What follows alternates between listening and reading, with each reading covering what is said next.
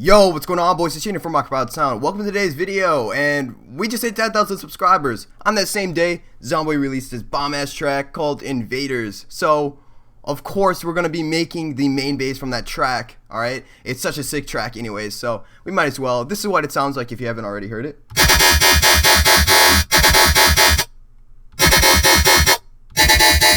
We could just manipulate the bass by changing around the octave on the sub. But anyways, that's a sick sound. You guys know it's a sick sound, so drop a like because it's an awesome sound and you guys are going to be making that sound. But if you haven't already, drop a sub because we are the only channel giving away these awesome sounds for free. And if you hit that subscribe button, you get to do that every single week. So anyways, we're going to start off initializing the patch.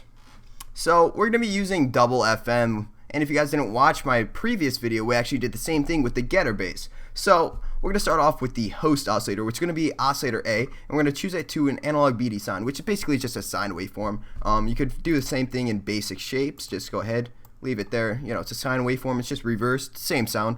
Anyways, sines are perfect for using FM, and since we are layering on FM, it makes sense that we'd have to use a sine since it really is just a simple waveform itself, and it's not a lot of information. As what I mean is, if we take a look at Spectral Monster 1, which is going to be our first signal, take a look at all these little frequencies compared to this. Alright, but anyways, yeah, we're going to drop this level all the way down, and we're going to turn on a low frequency oscillator number 1 onto there, and now we're going to start shaping it. This is going to be our host oscillator, so this is where the sound's going to be outputted to. We're going to just kind of make this shape because I did mess up before, and it just makes it easier if we just put it down to here. So the sound's going to be coming out to about there. It's alright, right? Just listen to me, alright? We're just going to put it there, and we're going to turn on our frequency modulation from oscillator B, and we're going to drop this to about 46% so we get a nice signal from the waveform. Alright, so onto oscillator B, we can turn this level all the way down since the sound is being outputted to oscillator A. And we're just going to put this waveform, wave field position I mean, at about like the 80th cycle, somewhere around here. And make sure this is on trigger in 1/8, by the way. But anyways, we're just not much going on here. We just have to turn up these semitones to 7 semitones so we get that nice tone. It's not quite 1 octave, but we get a different metallic harmonic.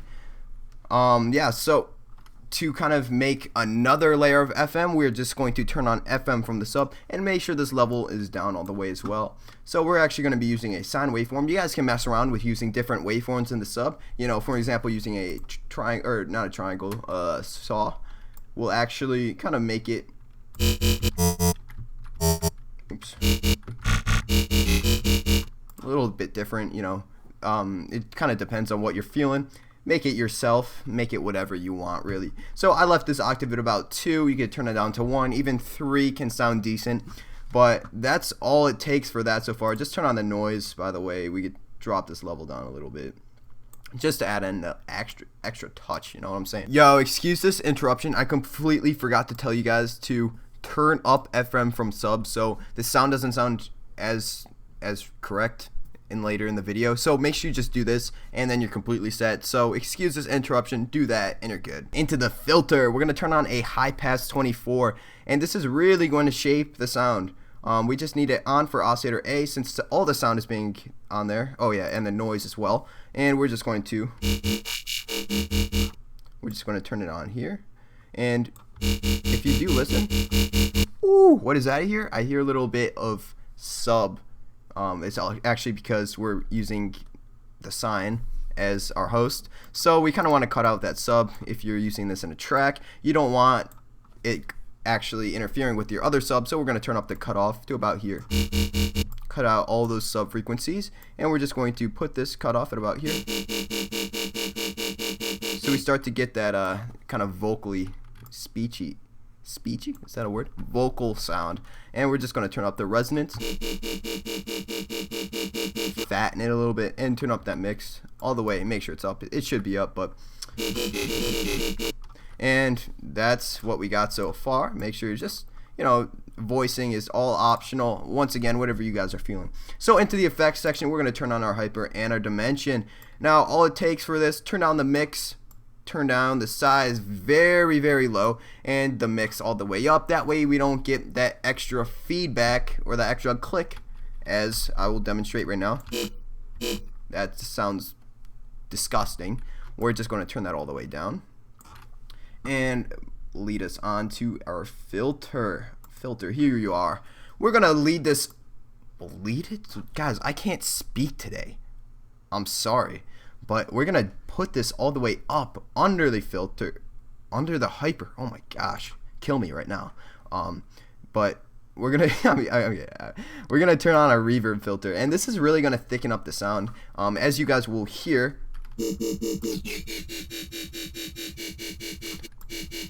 just kind of finding that right spot can really boost the frequencies. This is probably mad low. Turn up the drive. What a difference, am I right?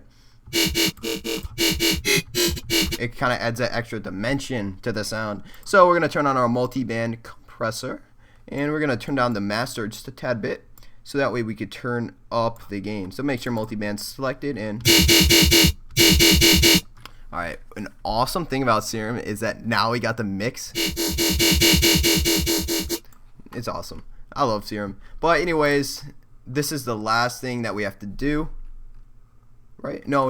Alright, not quite. We just have one more thing to do. But we're just going to turn on these two slopes, turn up the gain a little bit, and then turn up the gain just a tad bit less than the last one.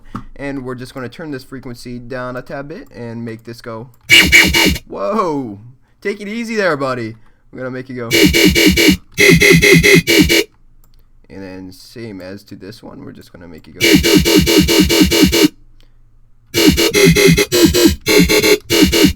And now you can actually move this however you want to increase the vocality. That's going to be the word of the sound.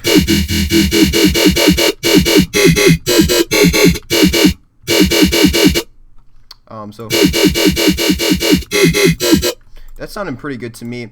The last piece, this is all optional, this part. We're just going to turn on our LFO2, and we're just going to make a shape like this. And really this is just going to modulate the LFO1 rate. You know what I'm saying? That way we can get... Woo! Once again, calm it down there, buddy.